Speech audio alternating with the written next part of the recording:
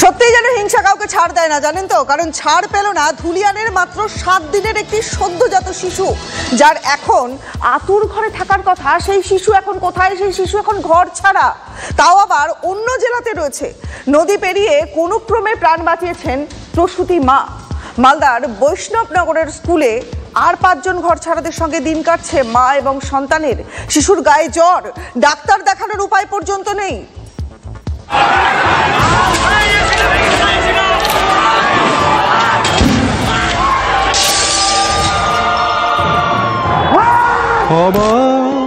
পৃথিবী তুমি জন্মে দেখে খুব স্বদেশ ভূমি।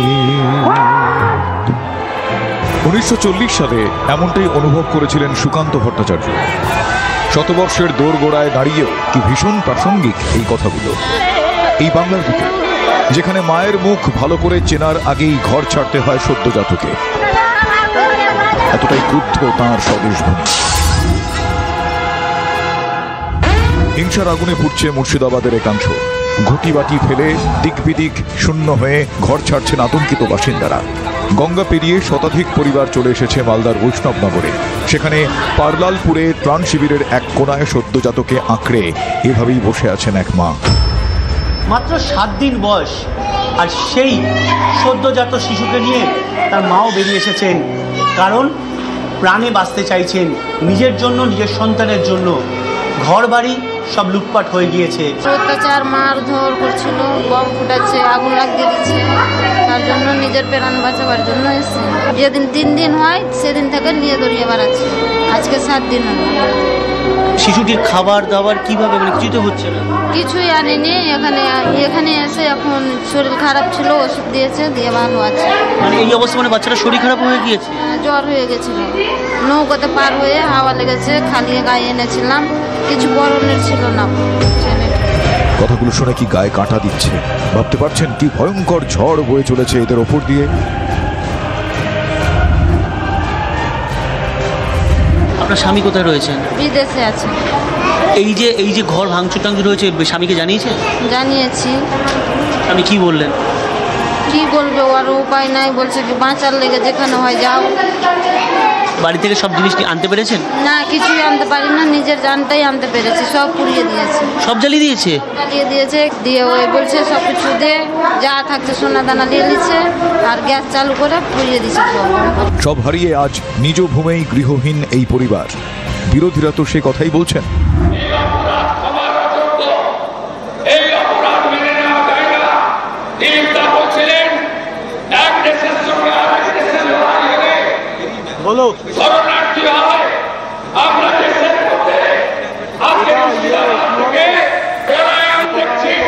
আমি কাল মালদা যাব, আজকে রাত্রে আমি রওনা হব। মালদা গিয়ে সেই উদ্বাস্তু যারা হয়েছেন, পারলালপুরে যারা আছেন, তাদের সাথে প্রয়োজনে আমি দেখা করব। আর কালকে গোটা দিন আমি মালদায় বসে, যেহেতু মুর্শিদাবাদ উপদ্রুত অঞ্চল, আমি সেখানে যাব না। শান্ত হওয়ার পর অবশ্যই যাব। নেতারা এখন যাতায়াত করবেন, কয়েকদিন কেন্দ্রীয় বাহিনীও থাকবে। তারপর পুলিশ কি থাকবে? কি মনে হয় পুলিশ এসে আপনাদের ব্যবস্থা নেবে? পুলিশ এসে নিরাপত্তা দেবে? ওই দিতে পারতো তো আসতাম এখানে। পুলিশের তো দেখা পাওয়া যায় না, দেখা পাওয়া যায়নি। কিছু পুলিশ এসছে, বলছে আমাদেরকে অস্ত্র নিতে, আমরা কি পারবো? মাথায় সন্তানের জন্য চিন্তা, আর বুকে জমছে ক্রোধের আগুন। এ তো একরকম পরাধীনতাই। TV9 বাংলা। মানুষ ভয়ে ঘর ছাড়া আটকে উঠবার মতন দৃশ্য। গঙ্গার এক পার, সে পারে হচ্ছে মুর্শিদাবাদের শামশেরগঞ্জ রয়েছে, এবং অন্য পার মালদার বৈষ্ণবনগর। কয়েকদিন ধরেই অগ্নিগর্ভ পরিস্থিতি শামশেরগঞ্জের। প্রাণ বাঁচাতে বাক্স প্যাঁটরা নিয়ে পালাচ্ছেন শামশেরগঞ্জের বাসিন্দারা নদীর ওপারে। নদী পেরিয়ে বৈষ্ণবনগরের স্কুলে আশ্রয়। নিজের ঘর ছেড়ে স্কুলের মাটিতে ঠাঁই নিয়েছেন তারা। নাওয়া খাওয়া, ঘুম সব উঠেছে মাথায়। ভোটারদের পাশে কেন নেই নেতারা? কি করছে পুলিশ প্রশাসন? প্রশ্ন উঠছে।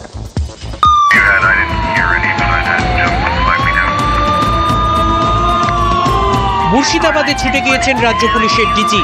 কঠিন পরিস্থিতি সামলানোর অভিজ্ঞতা রয়েছে এমন সব পুলিশ কর্তা উপদ্রুত এলাকায়। কেন্দ্রীয় বাহিনী ও পুলিশের যৌথ টহল চলছে। কিন্তু নিরীহ নিরস্ত্র শান্তিকামী মানুষের মন থেকে আতঙ্ক যাচ্ছে না। ভিটে মাটি ছেড়ে তারা চলে যাচ্ছেন অপেক্ষাকৃত নিরাপদ এলাকায়। মুর্শিদাবাদ থেকে গঙ্গা পেরিয়ে শতাধিক পরিবার পৌঁছেছে মালদায়। পার্লালপুর গ্রামে স্থানীয় হাই স্কুলে আশ্রয় নিয়েছেন তারা। ভালো ভালো জিনিসকে সোনা দানা নিয়ে নিচ্ছে, পয়সা নিয়ে নিচ্ছে, তারপর আগুন ধরিয়ে দিচ্ছে। বাড়ি ঘর সব পুড়িয়ে দিচ্ছে, আগুন লেগে দিচ্ছে। একটু ই করছে আর শক্তিশালী দেখা দিচ্ছে, ওরা মারধর করে কাটে ফেল দিচ্ছে। পুলিশ প্রশাসন আসছে, মাঝে মধ্যে সে পালিয়ে এসছে। কিছু নাই, বাড়ি থাকার মতন জায়গাও নেই, এমন অবস্থা করেছে আমার। পুলিশ আছে ওখানে, কিছু করতে পারছে ওদের মানছে না, ওদেরও মানছে। প্রাণে মেরে ফেলতে পানীয় জলে বিষ মিশিয়ে দেওয়া হয়েছে অভিযোগ করলেন এক বৃদ্ধা। ট্যাঙ্কের জলে বিষ আজকে দিয়েছে, বাড়ি ঘর জ্বালিয়ে দিচ্ছে। আপনারা দেখেছেন, মানুষকে কেটে দিচ্ছে, আগুন দিয়ে পুড়িয়ে দিচ্ছে। তা আমরা তো বাংলাদেশ নেই, আমরা ভারতের মধ্যে আছি। আর ভারতের মধ্যে থেকে যদি এই অবস্থা হয়, তাহলে পরে আমরা কোথায় যাব? পার্লালপুর হাই স্কুলে প্রায় 500 ঘর ছাড়া রয়েছেন, তাদের সংখ্যা ক্রমশ বাড়ছে। মালদা সদরের এসডিও পঙ্কজ তামাং ঘর ছাড়াদের খোঁজ খবর নিয়েছেন। বলতে গেলে খাওয়া দাওয়া, জল, টয়লেটের ব্যবস্থা কালকে থেকেই আছে এবং আজকে আমরা ভিডিও এবং জেলা থেকে বেশ কিছু কাপড় টাপড়, ধুতি, শাড়ি, ড্রাই ফ্রুটস যা যে লাগে সেটা আমরা দিচ্ছি। এখন ফার্দার আরও আমাদের যা রিকোয়ারমেন্টস আছে সব কিছু দিচ্ছি এবং বিওমএস টিম পুরো আমরা এখানে বিওমএস টিম আছে, পিএইচির পুরো জল আমরা সাপ্লাই আছে, মানে সব দিক থেকে আমরা কিন্তু আছি, প্রস্তুত আছি। ঘর ছাড়া আশ্রয় প্রার্থীর সংখ্যা আরও বাড়তে পারে আশঙ্কা করছে প্রশাসন। না হলে অতিরিক্ত মানুষকে আশ্রয় দেওয়ার ব্যবস্থা কেন করে রাখছে প্রশাসন? তার জন্য আমরা প্রস্তুত আছি। আমরা অলরেডি 3টে স্কুলস আমরা ইয়ারমার্ক করে রেখেছি। যদি সেরকম করে মানুষ যদি এসে যায়, আমরা কিন্তু ওইখানে কিন্তু আমরা ফিল আপ করছি, আমরা প্রস্তুত আছি।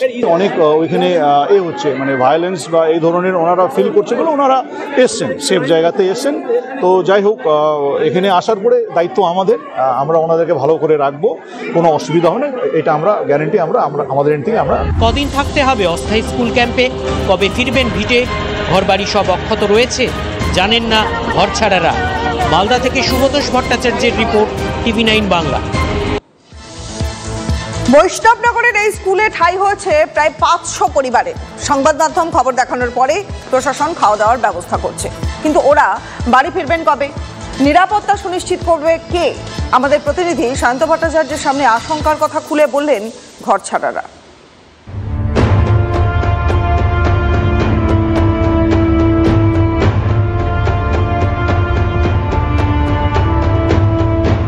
নিজের জমি ছেড়ে অন্য জেলায় এসে ঠাঁই নিতে হচ্ছে শামশেরগঞ্জ ধুলিয়ান এলাকার বাসিন্দাদের। গত শুক্রবার থেকে যে অত্যাচার শুরু হয়েছে এই নিরীহ মানুষদের ওপরে, তাতে তারা আর পেরে উঠতে না পেরে তারা পার্লালপুর হাই স্কুলে এসে এভাবেই ঠাঁই নিচ্ছেন।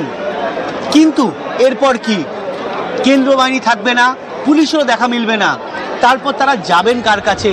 স্থায়ী ঠিকানা ধুলিয়ান মুর্শিদাবাদ, অস্থায়ী ঠিকানা পার্লালপুর স্কুল বৈষ্ণবনগর মালদা। অস্থায়ী ঠিকানা থেকে স্থায়ী ঠিকানায় কি ফেরা হবে? ঘর জ্বলেছে, ঘর লুট হয়েছে, প্রাকটুকুই আছে। গ্রামে ফিরলে সেটাও কি থাকবে? পেটে খিদে আর মনে অনিশ্চয়তা। নিরুপায় হয়ে আমরা এখানে এসেছি। যেখানে পুলিশের দরকার ওখানে পুলিশ নেই, যেখানে পুলিশের দরকার নেই ওখানে পুলিশ আছে। কতদিন এরকম থাকতে পারবে? কতদিন থাকবো ওটা তো নিজেই বুঝতে পারছি না। কতদিন ধরে এইভাবে আমাদের চলবে? যাওয়ার মতো তো সাহস হচ্ছে না যে ওপারে যে যাবো আমি। ওপারে আমার পেশেন্ট আছে ভর্তি, ঠিক আছে। এখন ওখানে আমার দিদির, ওখানে আমার জামাইবাবু আছে, কি খাচ্ছে, কি করছে না করছে। বাবা আগুন লাগিয়ে দিয়ে লুটপাট করে দিচ্ছে, তারপরে আমরা পা হাত ধরছি, পা ধরে শুনে না দিয়ে আগুন ধরিয়ে দিচ্ছে, দিয়ে আমরা ধরপড় করে বাড়িয়ে তখন ধরে এসেছি এখানে। কিভাবে এখানে মানুষ মানে রীতিমতো কাঁদছেন, তাদের চোখে জল, কারণ তারা নিজেদের বাড়ি, নিজেদের ভিটে হারিয়ে নিজেদের ভিটে যেভাবে কেড়ে, তারা নিজের চোখে দেখেছেন কিভাবে কেড়ে নেওয়া হয়েছে। পুড়িয়ে দিয়েছে তো অনেকটা বাড়ি, 200 বাড়ি পুড়িয়ে গেছে। 500 পরিবারের ঠাঁই হয়েছে স্কুলে। যত সময় যাচ্ছে সংখ্যাটা তত বাড়ছে। রবিবার বিকেলে বিজেপির 5 বিধায়কের একটি প্রতিনিধি দল স্কুলে যায়। আক্রান্তদের সঙ্গে দেখা করেন বিধায়করা। দলে ছিলেন হরিদেবপুরের বিধায়ক জুয়েল মুর্মু, গঙ্গারামপুরের বিধায়ক সত্যেন্দ্রনাথ রায়, গাজরের বিধায়ক চিন্ময় দেব বর্মন। সব চলে গেছে, ঘর বাড়ি চলে গেছে, সমস্ত কিছু চলে গেছে। যে জলটা পান করতে হয় সেটার শুদ্ধ বিষ দিয়েছে। আমরা দেখছিলাম আপনাদের মিডিয়ার মাধ্যমে যে বাংলাদেশে হিন্দুরা ভীষণ অত্যাচারিত হচ্ছে, রেপ হচ্ছে, খুন হচ্ছে। আমরা আতঙ্কিত ছিলাম, তার জন্য প্রতিবাদ আমরা এখান থেকে করেছি, এই বাংলা থেকে করেছি। এখন দেখছি আমার বাংলায়, আমার এই পশ্চিম বাংলায় আজকে এই দৃশ্য আমাদের দেখতে হচ্ছে। যেখান থেকে মানুষ পালিয়ে আসছিল সেখানে নৌকাতে, নদীতে যে নৌকা ছিল সেটাও বন্ধ করে দিয়েছে। কারা বন্ধ করেছে? পুলিশ প্রশাসন দ্বারাই বন্ধ হয়েছে। কেন্দ্রীয় বাহিনীর সুরক্ষা সরে গেলে কি হবে ভাবলেই শিউরে উঠছেন আক্রান্তরা। ক্যামেরায় অর্ঘ্যর সঙ্গে সায়ন্ত, রিপোর্ট TV9 বাংলা।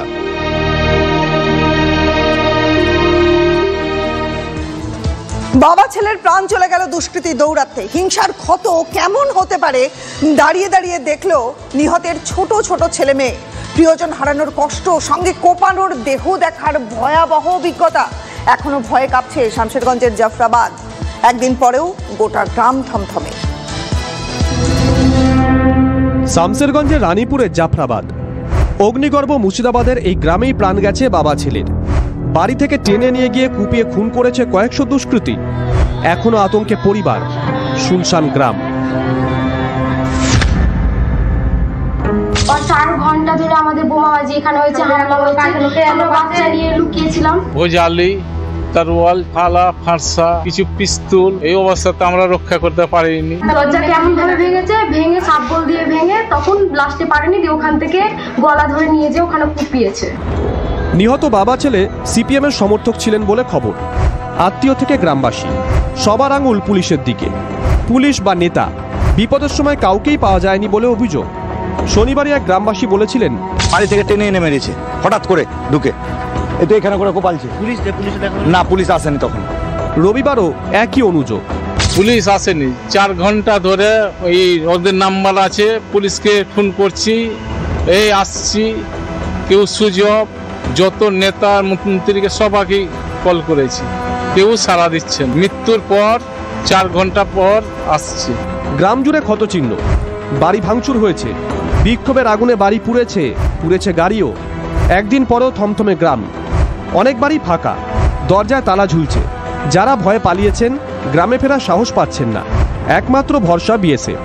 আধাসোনাকে টহল দিতে দেখলেই রাস্তায় বেরোতে দেখা যাচ্ছে গ্রামবাসীদের। প্রশাসন কি পারবে আস্থা ফেরাতে?